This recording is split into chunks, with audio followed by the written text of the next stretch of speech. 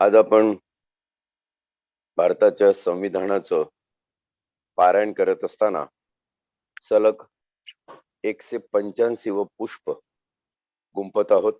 आज दिनांक 9 February 2022, 9 August 2021 या क्रांती दिनी सुरू झालेलं संविधानाचं पारायण आज म्हणता म्हणता 185 पुष्पाची गुंफण करते आहे. आणि त्या दृष्टीनं आपण 200 पुष्प लवकरच पूर्ण करणार आहोत. सलग 200 पुष्प याची होत आहेत संविधानाच्या पारायणाची, आणि अनेकांनी याचा लाभ घेतला आहे. म्हटल्यापेक्षा अनेकांनी याच्यावर क्रिटिकल प्रश्न उपस्थित केले आहे.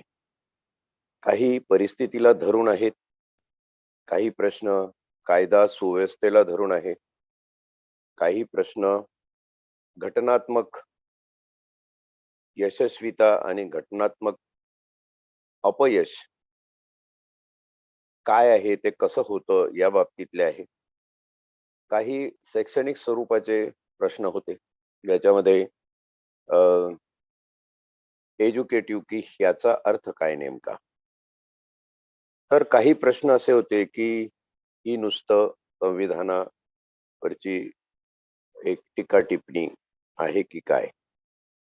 टीकाकार टिप्पणी, विश्लेषण, लॉजिकल रिझनिंग, तर्कशुद्ध विचार, हे सगळे एका पठडीतले शब्द जर गृहीत धरले तर मला वाटतं जे काही आपण संविधानामध्ये बघतोय त्याचा एका व्यापक दृष्टिकोनातून विचार होणं महत्वाचं आहे.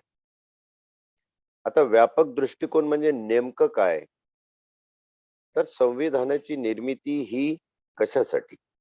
संविधानिक लोकशाहीसाठी, कॉन्स्टिट्यूशनल डेमोक्रेसी.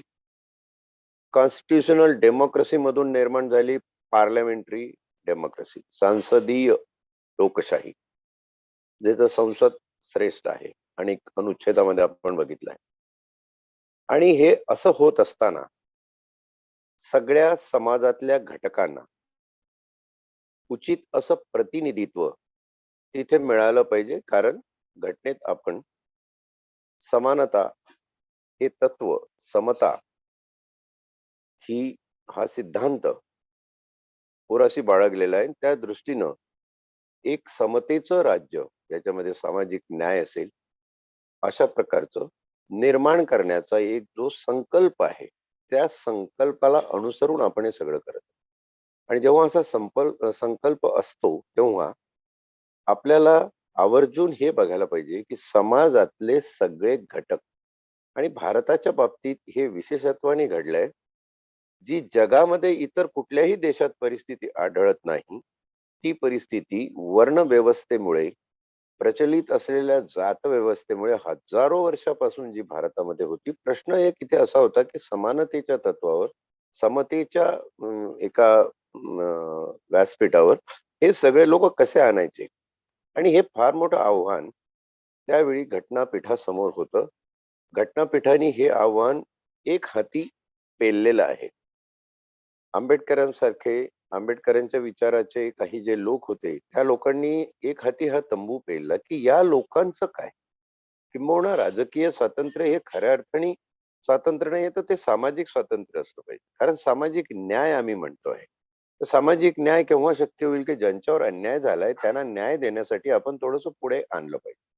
आणि म्हणून तुम्हाला या 16व्या भागामध्ये असं दिसेल की जे विशिष्ट अधिकार आणि त्या अधिकारांबाबतची तरतूद करण्यात आलेली आहे, त्याचा मुख्य उद्देश काय आहे.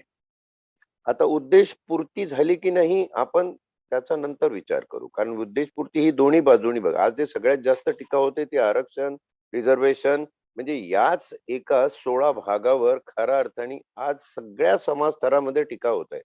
मग ते ओबीसीचं आरक्षण असो, मराठ्यांचं आरक्षण असो, पदोन्नतीतलं एसटी बांधवांचं आरक्षण असो, या सगळ्या बाबतचे महत्वाचे जे प्रश्न आहेत, ते प्रश्न नुसतं आपण ही अनुच्छेद वाचायची आणि त्याचा अर्थ सांगायचा यांनी सोडवली जाणार नाही. तर नेमके प्रश्न काय आहेत?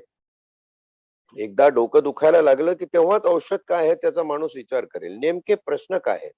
म्हणून पहिला प्रश्न बघणं, त्यानंतर त्या प्रश्नावर असलेली तरतूद काय आहे ते बघणं आणि ती तरतूद कार्यान्वित होत असताना, अंमलबजावणी तिची होत असताना, तसं प्रतिबिंब समतेचं तुम्हाला समाजामध्ये पडलेलं दिसतं का?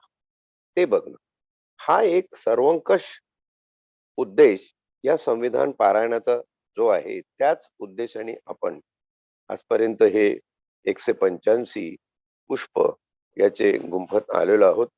त्यामध्ये आपण विधान मंडळ, संसद, कायदे मंडळ, कार्यकारी मंडळ, एक्झिक्युटिव्ह, न्यायपालिका यांच्या रचना, त्यांचं कामकाज, हे सगळं बघत असताना महत्वाचं एक वित्तीय व्यवस्थापन सुद्धा याच्यामध्ये बघितलेलं आहे. आणि सगळ्या याच्यामध्ये बघत असताना आपल्याला असं दिसलं, की आज जी प्रमुख टीका होते, ती प्रमुख टीका आरक्षणाच्या बाबतीत. काही लोक जे आरक्षण मागत नाही, कारण मागण्याची गरजच नाही. जो जवळपास 78-80% समाज आहे, त्या समाजाला 50% जर ठेवलं असेल आणि उरलेले 20-22% त्यांच्यासाठी 50% मुभा असेल, तर त्या समाजाला किंवा त्या प्रवर्गांना, त्या लोकसंख्येला आरक्षण मागण्याची गरजच नाही. ते त्यांना ऑलरेडी आरक्षण दिलेलं आहे. म्हणजे जे लोक SC-STच्या 13%, 7% आणि ओबीसीच्या 27% आरक्षणाच्या विरुद्ध टाहो फोडतात, त्यांनी हे लक्षात ठेवावं की ते ऑलरेडी आरक्षित आहे आणि त्यांना निम्म्याहून अधिक आरक्षण दिलेलं आहे. 50% अधिक आरक्षण आहे. जेव्हा की त्यांची संख्या 15 ते 19, साधारण 20 म्हणूया, 20% आसपास आहे. आणि म्हणून इथे खरा आरसा दाखवणारी परिस्थिती निर्माण होऊ नये, त्यासाठी ओबीसींची जनगणना होत नाही. हा एक महत्वाचा प्रश्न या 3, 4, 5 उरलेल्या अनुच्छेदामध्ये आपण उत्तरित करण्याचा प्रयत्न करणार आहोत. माझ्या विद्यार्थी मित्रांनो, हे लक्षात घ्या की ओबीसींची जनगणना जातनिहाय का होत नाही आणि हे समजून घेतल्याशिवाय तुम्हाला हे पुढे करताच येणार नाही. आणि तीच SC-STची जातनिहाय जनगणना का होते हे तुमच्या लक्षात आलं पाहिजे. अनुच्छेद वाचणं, त्याचा अर्थ सांगणं सोपं आहे, पण त्यावरून जे अन्वयार्थ निघतात त्याचाही अभ्यास झाला पाहिजे. या नाम पारायण, आणि ही दृष्टी देण्याचं काम या पारायणाच्या माध्यमातून करणं हा एक मुख्य उद्देश आहे. त्या दृष्टीने आपण हे अनुच्छेद अभ्यासाला घेऊया. आज आपण 333 333 हा अनुच्छेद अभ्यासतो आहोत. त्याचं म्हणणं असं आहे की राज्याच्या विधानसभांमध्ये आंग्ल भारतीय समाजाचे प्रतिनिधित्व. आंग्ल भारतीय हा आता विशेष समाज राहिलेला नाहीये, पण त्या काळी या समाजाची एक मोठी संख्या भारतामध्ये होती. म्हणजे 1947 ला यांची संख्या साधारण 5 लाख होती. ती 2011 मध्ये 1.5 लाख झाली. आता 2022-2021च्या याच्यामधून जर बघितलं तर साधारण 5-1 हजार लोक असतील. हे अँग्लो इंडियन कोण आहे याच्यावर आपण आधीही उहापोह केलेला आहे. आपण जेव्हा घटनेचं अनुच्छेद 81 बघितलं, ज्याच्यामध्ये लोकसभेची रचना आपण बघितली. अनुच्छेद 81 मध्ये लोकसभेची रचना बघितली, तर त्या रचनेमध्ये सुद्धा आपण अँग्लो इंडियन हा भाग बघितला होता. आणि त्यावेळी आपण संदर्भासाठी अनुच्छेद 131, 132, 133 याचा संदर्भ घेतला होता की त्या अनुच्छेदामध्ये जे अँग्लो इंडियनची परिभाषा दिलेली आहे तीच या 81 ला लागू आहे. अँग्लो इंडियन हा शब्द जो मुळात निर्माण झाला आहे, तो शब्दच त्याची निर्मिती म्हणजे ब्रिटिशांपासून झालेली संतती. अँग्लो इंडियन या शब्दाचा डिक्शनरी अर्थ आहे युरेशियन. युरेशियन असं त्यांना म्हणत असेल. यामध्ये विशेष करून ब्रिटिश पुरुष आणि भारतीय स्त्री असा हा संक्रमणाचा भाग होता. त्याच्यातून निर्माण झालेली संतती दे वेर अँग्लो इंडियन. आणि त्यांना अँग्लो इंडियन असं नाव पडलेलं आहे. ईस्ट इंडिया कंपनी ते 1857 या काळामध्ये हे अँग्लो इंडियनची संख्या जास्त वाढली. कारण कंपनीचे अधिकारी जे ब्रिटिश अधिकारी होते, they were not allowed to keep their families. त्याच्यामुळं 1857 पर्यंत हे चाललं. 1857चा जो उठाव झाला, त्यामध्ये ब्रिटिशांचं एक असं लक्षात आलं, की आपल्याला आता इथे उठावाला फेस करायचं आहे. म्हणून ते फॅमिली आणणं बंद झालेत. आणि म्हणून तिथपासून ज्या संख्येला गळती लागली. महत्वाचं नाव याच्यामधलं उदाहरणादाखल सांगायचं म्हणजे आपले क्रिकेटर होते रॉजर बिन्नी. तुम्हाला आठवत असेल नाव होतं. He was Anglo Indian. आपण आंग्ल भारतीय याबद्दल बोलतो आहोत.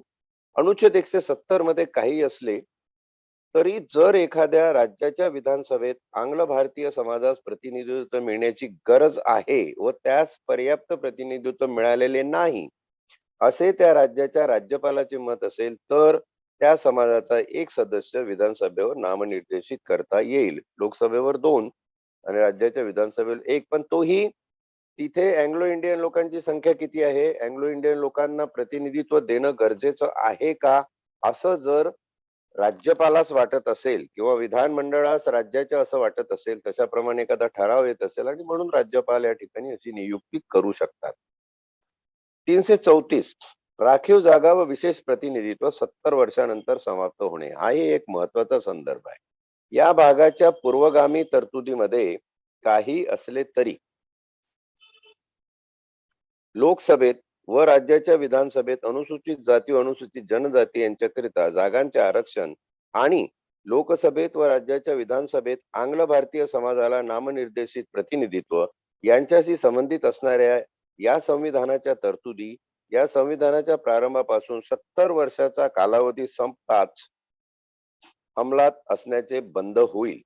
परंतु असे या अनुच्छेदातील कोणत्याही गोष्टीमुळे लोकसभेतील किंवा राज्याच्या विधानसभेतील कोणत्याही प्रतिनिधित्वावर त्यावेळी अस्तित्वात असलेल्या लोकसभेचे किंवा यथास्थिती विधानसभेचे विसर्जन होईपर्यंत परिणाम होणार नाही. 70 वर्ष जर झाली आणि लोकसभा किंवा विधानसभा जी आहे ती तिचा कालावधी संपुष्टात यायचा आहे, समजा अजून 2 वर्ष आहे, तर हीच लिमिट 72 वर्षापर्यंत जाईल असा त्याचा अर्थ आहे. यामध्ये 75वी एक घटना दुरुस्ती आहे 2009 साली आलेली. याद्वारे 60 या मजकुराऐवजी हा मजकूर दाखल केला 25 जानेवारी 2010 रोजी व तेव्हापासून 25 जानेवारी 2010 ही घटना दुरुस्ती महत्वाची आहे. आपण फक्त हा संदर्भ वाचतो 70 वर्ष आणि 70 वर्ष झालं म्हणून आता काही पुढे द्यायची गरज नाही. 70 वर्ष आपण स्वातंत्र्यापासून धरतो. ती 70 वर्ष झालेली आहे.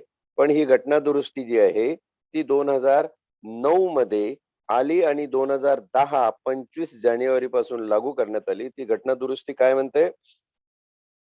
कलम 2 घटना दुरुस्तीचं 60 या मजकुराऐवजी आधी 60 होता तो 10 वर्षाचा वाढून 70 झाला. त्यानंतर 60 या मजकुराऐवजी हा मजकूर दाखल केला 25 जानेवारी 2010 रोजी व तेव्हापासून म्हणजे 2010 पासून 70 वर्ष. अर्थात हे 70 वर्ष परमानंट आहे असाही याचा अर्थ होत नाही. उद्या जर संसदेमध्ये याच्यावर विचार झाला आणि परत एखादा प्रस्ताव येऊन ठराव घेण्याची वेळेला 70 वर्षाचा 10 वर्ष का होऊ नये, 20 वर्ष का होऊ नये. आता हा इंडेक्स कशावर असतो? कशावर हे ठरलं जातं? अनुसूचित जाती आणि राखीव जागांचं जे प्रावधान आहे, अनुसूचित जमाती, अँग्लो इंडियन ज्यांच्या कोणासाठी इथे असा नामोल्लेख केलेला नाहीये.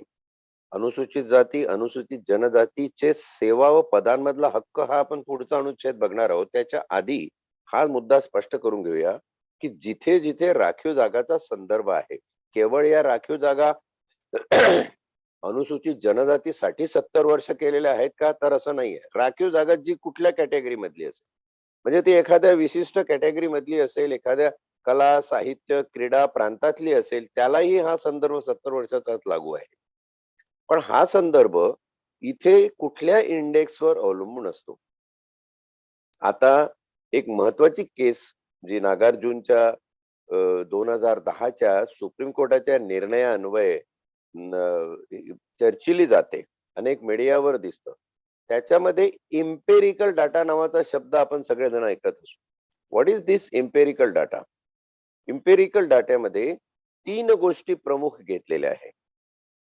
पहिली आहे सामाजिक व शैक्षणिक.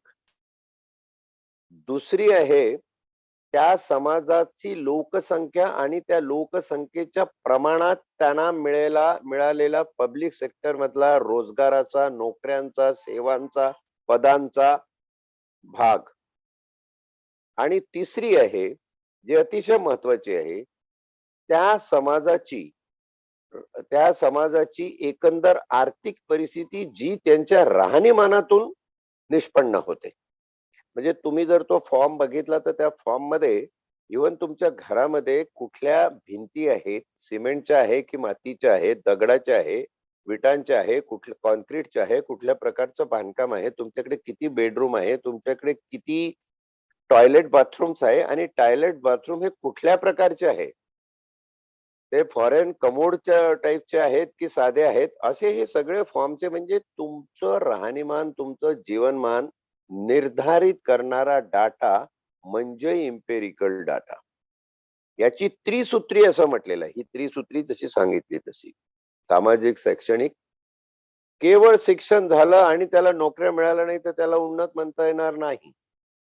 तो सुशिक्षित बेरोजगारच. अशिक्षित बेरोजगारा एवढाच तो सुशिक्षित बेरोजगार. त्याचं राहणीमान जर उंचावलं नसेल तर त्याचा लाईफ इंडेक्स उंचावलेला आहे, जीवनमान त्याचं उंचावलेलं आहे, असं आपल्याला म्हणता येणार नाही. त्याचप्रमाणे सरकारी नोकऱ्यांमध्ये किती प्रमाणात त्यांचा सहभाग आहे. सरकारी नोकऱ्यांमध्ये असणारा सहभाग, त्याच्यातल्या सुद्धा कॅटेगरी समजून घ्या. पद व सेवा असा शब्द आहे जो पुढच्या अनुच्छेदामध्ये आपण बघणार आहोत. पद व सेवा, त्यावरती हक्क. आता पदांची सेवा न्याय जर रचना घेतली, प्रत्येक सेवेमध्ये, उदाहरणार्थ पोलीस सेवा घ्या, ऍडमिनिस्ट्रेटिव्ह सर्व्हिसेस घ्या, रेल्वे सर्व्हिसेस घ्या, बँकिंग सर्व्हिसेस घ्या, पोस्टल सर्व्हिसेस घ्या, कुठल्याही वन खात्याच्या सर्व्हिसेस घ्या, त्या सेवांमध्ये पदांची उतरंड जर बघितली तर वरिष्ठ, त्यानंतर मध्यम आणि त्यानंतर कनिष्ठ, असे आपण आपल्या विश्लेषणासाठी 3च थर घेऊया. तसे प्रत्येक सेवेमध्ये 5-7 असे थर आहे. अतिवरिष्ठ, वरिष्ठानंतर जे अपर वरिष्ठ, अशा प्रकारचे थर आहेत. त्याचा विचार न करता आपण 3 थर घेऊया आणि एक माहितीसाठी, आपल्या विश्लेषणासाठी, आकलनासाठी मी बोलतोय. याच्यावरही प्रश्न निर्माण होऊ शकतात. You are welcome to ask. या प्रत्येक थरामध्ये हे प्रमाण किती आहे, त्यांना ती पद त्या प्रमाणात मिळत आहेत का, मिळत नाहीत तर ती का मिळत नाही, हा सगळा इंडेक्सचा अभ्यास म्हणजे इम्पेरिकल डाटाचा अभ्यास. आणि या इम्पेरिकल डाट्यावरून राखीव जागा त्यांना रिझर्वेशन द्यायचं की नाही हे ठरवण्याचं जे एक सूत्रबद्धता निर्माण केलेली आहे, जे एक इंडेक्स, जो एक मोजपट्टी निर्माण केलेली आहे, त्या मोजपट्टीवरून आपण हे निर्धारित करत असतो की ह्या राखीव जागांची तरतूद संविधानामध्ये पुढे चालू ठेवायची आहे की नाही. मग मानवी हक्क आयोग असेल, नीती आयोग, आता देशाचं जे नियोजन खातं आहे, प्लॅनिंग कमिशन आहे, ते असेल, लोकसंख्या आणि लोकसंख्येची मोजदाद करणारं जे काही शास्त्र आहे ते शास्त्र असेल, लोकांचं जीवनमान किती कशा पद्धतीने सुधारलं आहे ते असेल. आता सुधारणेची सुद्धा व्याख्या आणि त्याची तुलना हे आपण थोडीशी काही उदाहरणावरून बघू की अमुक समाज सुधारलेला आहे, तो सामाजिक दृष्ट्या फारच पुढारलेला आहे.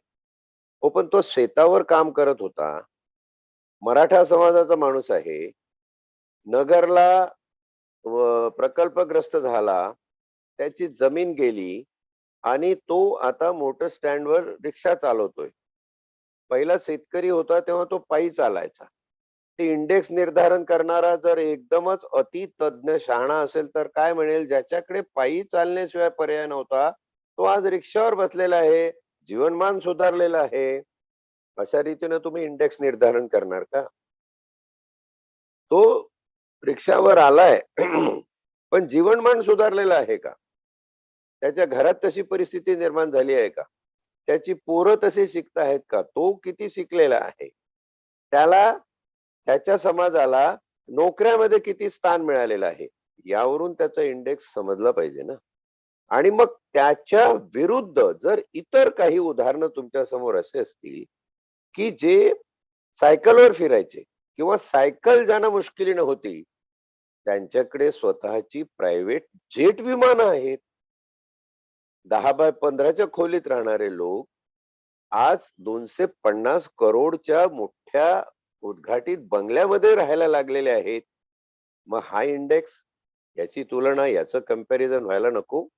तर हे कंपॅरिझन व्हायला पाहिजे. आणि म्हणून हा जो इंडेक्स आहे, हा जो डाटा आहे आणि त्या डाट्याचं विश्लेषण आहे आणि त्या सगळ्यांवर न्यायव्यवस्थेचं काय म्हणणं आहे. आता संसदेने काय केलेलं आहे, की हे सगळं उचलून बाढविस्तर न्यायव्यवस्थेकडे पाठवून दिलं, की तुम्ही बघा, तुम्ही पहा. आणि म्हणून हे रिझर्वेशनचे किंवा राखीव जागांचे सगळे जे काही आता तुमच्या मद्रासच्या त्या 69% रिझर्वेशन मधून जो काही भाग निर्माण झाला तिथपासूनचे, किंवा जाट रिझर्वेशन असेल, गुज्जर रिझर्वेशन असेल, गुजरात मधलं पाटीदार रिझर्वेशन असेल, महाराष्ट्रातलं एक मराठा लाख मराठा मराठ्यांचं रिझर्वेशन असेल, आणि आता ओव्हरऑल सगळ्या ओबीसीचं रिझर्वेशन, या सगळ्या याचिका सुप्रीम कोर्टामध्ये पेंडिंग आहेत. संसद संसद आपली शांतपणे बघत आहे की काय चाललेलं आहे. खरं तर हे अधिकार संसदेचे आहे. आणि जेव्हा संसदेमध्ये अशा अधिकाराचा बोलबाला होतो, तेव्हा संसदेने याच्यावर काय भूमिका घेतली पाहिजे. संसदेची भूमिका म्हणजे लोकप्रतिनिधीची. लोकप्रतिनिधीची भूमिका म्हणजेच जनतेची भूमिका. आणि त्या प्रवर्गाचे जे तिथं लोक आहेत, त्यांना ते भूमिका घेण्याचं काम आहे. ते घेतात, नाही घेत, पक्षप्रमुखाच्या ओझ्याखाली अनुसूचित 10 मध्ये दबले जातात, की केवळ आपल्याला खासदार व्हायचं आणि आमदार व्हायचं आणि भत्ते आणि पेन्शन्स आयुष्यभर मिळवायचे त्यासाठी तिथं जातात. या गोष्टी अलहिदा, त्या आपण अनेकदा चर्चा केली, त्याच्यावरती बोललेलो आहे. संविधान एकंदर तुमच्यासाठी आहे, पण खरंच आज त्याप्रमाणे परिस्थिती बदलत आहे का? या एका प्रश्नाभोवती जेव्हा आपण विचार विमर्श करतो किंवा चिंतन करतो, मनन करतो, विवेचन करतो, तेव्हा याही गोष्टी आपल्याला विचारात घेणं फार आवश्यक आहे. आणि म्हणून अँग्लो इंडियनच्या अनुषंगाने आज आपल्याला हे भाष्य याच्या आधी करणं आवश्यक आहे. कारण आता आपण ज्या प्रांतात प्रवेश करणार आहोत, अनुच्छेद 335 हा अनुसूचित जाती, अनुसूचित जनजाती बद्दलचा आहे, त्यांच्या हक्काबद्दलचा आहे. लक्षात घ्या, ओबीसींच्या हक्काबद्दलचा नाही. ओबीसींच्या हक्काची प्रस्थापितता, establishing the rights of OBC, हा संदर्भ आपण पुढे बघणार आहोत, जो संदर्भ आयोगाच्या माध्यमातून आणण्याचा प्रयत्न केला. आणि 340व्या अनुच्छेदामध्ये ज्याचा उल्लेख नेहमी होतो, प्रत्येक टीव्हीच्या चॅनलवर तुम्हाला बघता येईल की 340चा उल्लेख होतो. ते काय तेही आपण बघणार आहोत. तुर्तास आपण आहोत 335 वर. 335 म्हणतं, सेवा व पदे यावर अनुसूचित जाती व अनुसूचित जनजाती यांचे हक्क, यांचे अधिकार नाही म्हटलेलं आहे, यांचे हक्क म्हटलेलं आहे. This is not a authority given under law, this is a right. आणि म्हणून हे जे हक्क आहे, हे हक्क तुम्हाला अनुच्छेद 14 जिथं समानता आहे, अनुच्छेद 15 जिथे तुम्हाला कोणाला डिस्क्रिमिनेशन करता येत नाही, अनुच्छेद 16 सेवेची समान संधी द्यावी लागते. हे जे 3 महत्वाचे अनुच्छेद आहेत, त्या अनुच्छेदाशी हा 335 अनुच्छेद आपलं नातं जोडून असं भाष्य करतो पुढे, की संघराज्य किंवा राज्य यांच्या कारभाराच्या संबंधातील सेवांमध्ये व पदावरील नियुक्ती करताना, बघा, सेवा आणि पद, service and positions, service and authority, सेवा व पदे, सेवांमध्ये पदावर नियुक्ती करताना अनुसूचित जाती व अनुसूचित जनजाती SC ST कन्फ्युजन करून घ्यायचं. SC ST फक्त SC ST याच्यामध्ये VJNT DTNT NT यांचा समावेश आहे का? अजिबात नाहीये. यांचा समावेश नाहीये. Nomadic tribes is not scheduled tribe. VJNT is not tribe recognized by the Indian Constitution.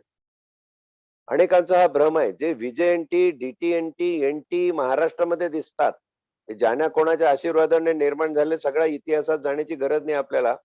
लोकांना मूर्ख बनवण्यासाठी, त्यांना दिशाभूल करण्यासाठी ही वेळोवेळी दिलेली गुळणी आहे की घसा दुखतोय का, घे गरम पाणी घे, थोडा शेकून घे, बरं वाटेल, तसा दिलेला शेक आहे तो. आणि ह्याच्यानी काही प्रश्न सॉल्व्ह होत नाहीये. म्हणून केंद्राच्या ठिकाणी हे सगळे ओबीसी मध्ये आहेत. They are all in OBC. केंद्र त्यांना मागास वर्गच रिकॉग्नाइज करतं, कारण ते SC आणि ST या संसदेने निर्धारित केलेल्या परिभाषेत राखीव म्हणून बसत नाही. म्हणून या ठिकाणी अनुसूचित जाती अनुसूचित जनजाती यामधील व्यक्तींच्या हक्क मागण्या प्रशासनाच्या कार्यक्षमतेची सुसंगत राखून विचारात घेतल्या जातील. काय शब्द वापरलेला आहे घटनेने, फार महत्वाचा आहे. हक्क मागण्या, न्याय्य हक्क मागण्या असतील हा त्यांच्या, म्हणजे त्यांनी जर ह्या मागण्या केल्या, त्यांची मागणी ही हक्क समजली जाईल. साध्या मागण्या म्हटल्या नाही, हक्क मागण्या शब्द वापरलेला आहे. आणि प्रशासनाच्या कार्यक्षमतेशी सुसंगत राखून, प्रशासनाची कार्यक्षमता सुसंगत राखणे हा मोठा जबरदस्त झटका आहे. उद्या जर अशी परिस्थिती समोर आली की एखाद्या SC STच्या माणसाला जर मुंबईचा कमिशनर करायचा असेल किंवा महाराष्ट्राचा डायरेक्टर जनरल करायचा असेल, तर प्रशासनाच्या कार्यक्षमतेवर त्याचा परिणाम होणार आहे का? तो तितका कार्यक्षम आहे का? त्याच्यामध्ये तेवढी गुणवत्ता आहे का? इथे कस लागणार आहे. ही जरी टीका किंवा कोणाला हे एकांगी भाष्य वाटत असलं तरी हे लक्षात घ्या, घटनेतले शब्द संविधानाने फार स्पष्ट लिहिलेले आहेत. त्याचा अर्थही तितकाच स्पष्ट आहे की हक्क मागण्या प्रशासनाच्या कार्यक्षमतेशी, कार्यप्रणालीशी नाही म्हटलं, कार्यकारितेशी नाही म्हटलं, कार्यक्षमतेशी सुसंगत राखून विचारात घेतल्या जातील. याचाच अर्थ काय की जर तुम्हाला तो SC STचा माणूस अमुक एका पदासाठी कॉम्पिटंट वाटत नसेल, तर तुम्ही त्याच्यासाठी एखादी मधली टेस्ट, एखादी मधली क्वालिफाईंग एक्झाम देऊ शकता, परंतु त्याला त्या कार्यक्षमतेच्या नावाखाली नाकारू शकत नाही. कार्यक्षमतेचा विचार करून तुम्हाला त्याच्या राखीव जागांचा पदावर पदोन्नती देण्यासाठी विचार करावाच लागेल. हे तुमचं हे आहे, क्षेत्र आहे. आता कोर्टामध्ये जेव्हा असे काही कॅट वगैरेचे केसेस आहे ज्याच्यामध्ये अशा SC STच्या अधिकाऱ्यांनी पिटिशन्स दाखल केल्या, त्या पिटिशन्स मध्ये हे मुद्दे आलेले आहेत, पण ते प्रशासनाच्या कार्यक्षमतेशी सुसंगत असा शब्द वापरला. सुसंगत, complementary to the competency in administration. Competency in administration ही टर्म कुठेही डिफाईन केली नाही. विधानमंडळ ती डेफिनेशन करू शकते, किंवा मग जे लोक SC ST कॅटेगरीतले जाऊन प्रस्थापितांच्या मांडीवर बसलेले आहेत, राज्य कारभारामध्ये विधानसभेचे खानापूर्ती करण्यासाठी सदस्य झालेले आहेत, त्यांच्या माध्यमातून हा विचार तिथे जातो का? मला वाटत नाही जात. म्हणून जे SC ST बांधव असतील त्यांनी ह्या गोष्टीचा, या एका शब्दाचा प्रकर्षाने विचार करायला पाहिजे. तुमच्या प्रशासकीय कार्यक्षमतेची मोजदाद करण्याचा अधिकार शासनाला आहे. परंतु असे की संघराज्य किंवा राज्य यांच्या कारभाराच्या संबंधातील सेवांच्या कोणत्याही वर्गांमध्ये किंवा पदांवर पदोन्नती देण्याच्या बाबतीत आरक्षण ठेवण्याकरिता अनुसूचित जाती व अनुसूचित जनजाती यामधील व्यक्तींसाठी कोणतीही परीक्षा उत्तीर्ण होण्यासाठी आवश्यक असलेली गुणमर्यादा शिथिल करण्याच्या दृष्टीने किंवा मूल्यमापनासाठी आवश्यक असलेल्या गुणवत्तेचे प्रमाण कमी करण्याच्या दृष्टीने कोणतीही तरतूद करण्यासाठी अनुच्छेदातील कोणत्याही गोष्टीमुळे प्रतिबंध होणार नाही. त्याची प्रशासकीय कार्यक्षमता ठरवण्यासाठी पूर्ण अधिकार, त्याच्या कार्यक्षमतेचे जे मापदंड आहे ते ठरवण्याचा अधिकार शासनाला आहे. जेवढा महत्वाचा हा शब्द प्रशासकीय कार्यक्षमता हा आहे, तेवढाच महत्वाचा हा परंतु आहे. लक्षात घ्या. एक एक शब्द इथे बारकाईने बघण्यासारखा आहे. आणि तो शब्द असं सांगतो की त्याची गुणवत्ता ठरवताना जे काही मापदंड तुम्ही लावणार आहात ते मापदंड कमी अधिक शिथिल हा शब्द वापरलाय, शिथिल करण्याचे सुद्धा अधिकार तुम्हाला आहे. एखादा कोणी त्या मापदंडात बसतच नसेल तर कसं काय तुम्ही त्यांना त्या पदावरती देणार? का मापदंड तुम्ही तसं आखून ठेवलेला आहे, ते शिथिल करता येऊ शकतात. जसं मागे एकदा नक्षलाईट भागामध्ये झालेल्या पोलीस भरती संबंधात मी सांगितलं होतं. वसंत दादा पाटील असताना आदिवासी मुलांसाठी जी काही कॉन्स्टेबलला लागणारी कमीत कमी उंची आहे तेवढ्या उंचीचे आदिवासी बांधव मिळत नाहीत आणि म्हणून तिथे ती मर्यादा गुणवत्तेची शिथिल करण्यात आली.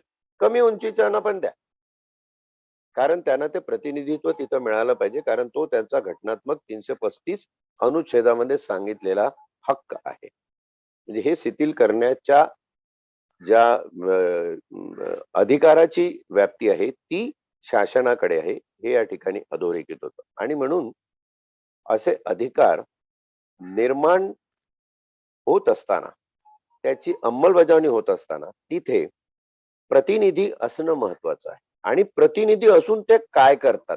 आजचं चित्र मोठं विचित्र आहे. चित्र विचित्र अशासाठी आहे की जे प्रतिनिधी या अनुसूचित जाती जनजातीचे असले पाहिजे ते कुठल्या तरी प्रस्थापिताच्या गळाला लागून आपल्याला काय व्यक्तिगत मिळतं तेवढं पाहतात. खूप चांगली चांगली उदाहरणं आहेत केंद्रीय स्तरावर आणि राज्य स्तरावर, अनेक उदाहरणं आहे, नावं घेण्यासारखं काही नाही. परंतु समाजासाठी ही गोष्ट घडवून आणतात का? ती जे लाईन ठरवलेली असते कट ऑफ लाईन, ती लाईन एससी साठी, एसटी साठी, इतर काही आदिवासी किंवा मागासवर्गीयसाठी, विमुक्त भटक्यांसाठी ज्या पद्धतीत असली पाहिजे जेणेकरून त्या बांधवांना सेवा आणि पदांमध्ये सहभाग मिळेल शासनाच्या, असं होत आहे का? ते कमी प्रमाणात होताना दिसतंय. ज्या प्रमाणात घटनेला अपेक्षित आहे त्या प्रमाणात होताना दिसत नाही. आणि म्हणून तुम्ही 70 नाही 700 वर्ष जरी रिझर्वेशनची राखीव जागांची तरतूद ठेवली आणि त्याप्रमाणे घटना सांगते त्याप्रमाणे त्याला कार्यान्वित करण्याची कुवत तुमच्यामध्ये नसेल तर मला वाटत नाही हा तिढा सुटेल, हा प्रश्न सुटेल. आपल्यानंतरही लोक येतील, याच्यावर उहापोह करत राहतील, चर्चा होतील, पारायण होतील, कीर्तन होतील, प्रवचन होतील, चालू राहिले असं. म्हणून वेळीच जे योग्य प्रश्न आहे ते योग्य रीतीनं विवेकपूर्ण विचारात घेणं आवश्यक आहे आणि ते घ्यावे ही माझी प्रांजळ तळमळ या संविधानाच्या पारायणातून तुमच्यापर्यंत पोहोचवण्याची एक एक प्रयत्न आहे. 336 आजच्या विवेचनातलं शेवटचं अनुच्छेद विकसित सेवांमध्ये आंग्ल भारतीय समाजाकरता विशेष तरतूद. परत अँग्लो इंडियन आले. या संविधानाच्या प्रारंभानंतर पहिल्या 2 वर्षामध्ये संघराज्याच्या रेल्वे, सीमा शुल्क, डाक व तार सेवांमधील पदावर आंग्ल भारतीय समाजातील व्यक्तींच्या नियुक्त्या 15 ऑगस्ट 1947 या दिवसाच्या लगत पूर्व ज्या आधारे केल्या जात होत्या त्याच आधारावर केल्या जातील. अँग्लो इंडियनची गुणवत्ता आणि अँग्लो इंडियन्सला सेवा पदांमध्ये ठरवण्याचं जे 15 ऑगस्ट 47च्या आधीचं मोजमाप होतं, जे मापदंड होते तेच मापदंड स्वातंत्र्यानंतर कायम राहतील. दर 2 वर्षाच्या अनुवर्ती कालावधीमध्ये, ट्रान्झिशनल पिरियड मध्ये, दर 2 वर्षाच्या अनुवधी कालावधीमध्ये उक्त समाजातील व्यक्तीकरिता उक्त सेवांमध्ये राखून ठेवलेल्या पदांची संख्या लगतपूर्व 2 वर्षाच्या कालावधीत याप्रमाणे राखून ठेवलेल्या पदसंख्येपेक्षा शक्यतेवर 10% कमी असेल. अँग्लो इंडियनच्या बाबतीत हे 70 वर्ष एससी एसटी म्हणजे कालमर्यादा घेतलेली आहे. इथं पदांमध्येच घेतलेलं आहे की दरवर्षी अँग्लो इंडियनची 10% पदं कमी केली ती चालतील, कमी करता येऊ शकतात, कारण लोकसंख्याच तेवढी कमी होत आहे. हाच एक भाग आहे की त्यांच्यावर अन्याय होतो, अशातला हा भाग. एक शेवटची ओळ त्याच्यात परंतु असे की या संविधानाच्या प्रारंभापासून 10 वर्षाच्या अखेरीस अशा प्रकारे जागा राखून ठेवणे बंद होईल. म्हणजे 47 नंतर 10 वर्षापर्यंत अँग्लो इंडियनसाठी तुम्ही तरतूद ठेवा राखीव जागांची. त्याच्यानंतर अँग्लो इंडियनची तरतूद विधानसभा आणि लोकसभेमध्ये राहील, संसदेमध्ये राहील, परंतु सेवा व पदांमधली त्यांची जी तरतूद आहे ती 10 वर्षानंतर संपुष्टात येईल. अँग्लो इंडियनाबद्दलचा हा भाग. आपण आता शेवटचा एक याचा अनुच्छेद समभाग वाचून, जर आंग्ल भारतीय समाजातील व्यक्ती अन्य समाजातील व्यक्तीशी तुलना करताना गुणवत्तेच्या आधारे नियुक्तीस पात्र असल्याचे आढळून आले तर खंड 2 आणि खंड 1 अन्वये त्या समाजाकरता राखून ठेवलेल्या पदांवर अशा व्यक्तीची नियुक्ती करण्यास त्या खंडातील कोणत्याही गोष्टीमुळे आडकाठी येणार नाही. गुणवत्तेच्या आधारे जर ऑलरेडी म्हणजे अँग्लो इंडियनच्या कोट्यातून त्याला जागा मिळाली नसेल, त्याला ओपन याच्यातून मिळाली असेल, तर त्याची गणना ही अँग्लो इंडियनच्या कोट्यामधल्या जागांशी होणार नाही. त्याला वेगळं प्रावधान दिलं जाईल. जनरल कॅटेगरीमध्ये त्याचा समावेश होईल. जो एरवी त्या कॅटेगरी मधून आला असेल त्यालाच हे अनुच्छेद लागू आहे, इतरांना हे अनुच्छेद लागू नाही. आज आपण 336 अनुच्छेद 185 पुष्पांमध्ये विवेचित केले, संपवले. उद्या 337, 338 ज्याच्यामध्ये आपण अनुसूचित जाती राष्ट्रीय आयोग national commission, scheduled caste national commission, scheduled tribe national commission आणि त्याचप्रमाणे बॅकवर्ड क्लास नॅशनल कमिशन याच्याबद्दल चर्चा करणार आहोत. महत्वाचा असा हा संदर्भ आहे. आरक्षणाच्या दृष्टीतून, एकंदर संविधानाच्या दृष्टीतून, एकंदर समतेच्या दृष्टीतून, सामाजिक न्यायाच्या दृष्टीतून, म्हणून याच्यावर जास्त प्रकर्षाने आपण लक्ष देऊन जरा संथ गतीने आपण जात आहोत. प्रत्येक शब्दाची उकल कधी कधी रिपीट होतं, उजळणी होते. उजळणी होत असताना कधी कंटाळवाणंही वाटण्याची शक्यता आहे, पण असं काही कंटाळवाणं वाटू देऊ नका. हा जो भाग आहे हा असाच आपल्याला अभ्यास करत पुढे जावं लागणार आहे. पण एक मात्र नक्की की याच्यावर तुमचे प्रश्न येणं मला व्यक्तिशः आणि आमच्या पारायणाच्या सगळ्या टीमला सामूहिकरित्या अपेक्षित आहे. कारण ते जर आले नाही, आम्ही नुसतं विवेचन करत गेलो आणि तुमच्या मनातले प्रश्न जर क्षमले नाही, if our discussion can not address questions in your mind, आपलं पारायण अपूर्ण राहील. म्हणून पारायणाची पूर्णता ही तुमच्या हातात आहे. म्हणून प्रश्नकर्त्यांचं विशेष लक्ष याकडे वेधू इच्छितो की तुम्ही जात पात कुठल्या प्रवर्गाचे आहात याचा विचार न करता साकल्याने या गोष्टीचा विचार करा. आपल्याकडे एक फार मोठी चुकीची धारणा आहे. हे SC ST बद्दल बोलून राहिले का, मी ओबीसी आहे, मी जनरल कॅटेगरी आहे, मला काय करायचंय ते माझ्यासाठी लागू नाही. कुठंतरी तुमच्या पण अस्तित्वावर याचा परिणाम होत आहे.